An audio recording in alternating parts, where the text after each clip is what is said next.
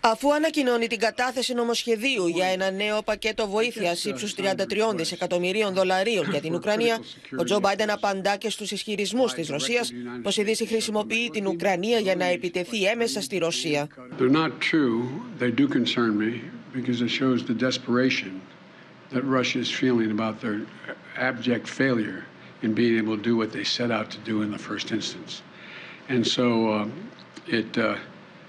I think it's more of a reflection not of the truth but of their failure.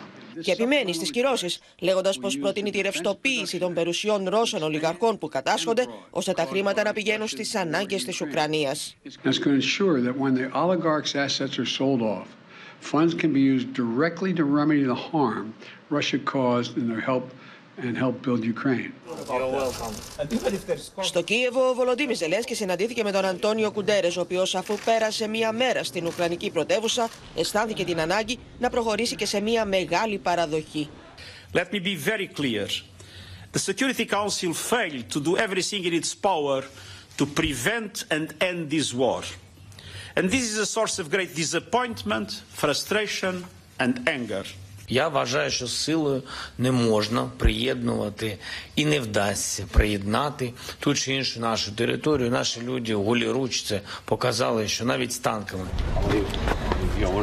Στο Κίεβο όμως βρέθηκε για να συναντήσει τον Ουκρανό πρόεδρο και ο Βούλγαρος πρωθυπουργός Κίριλ Πετκόβ.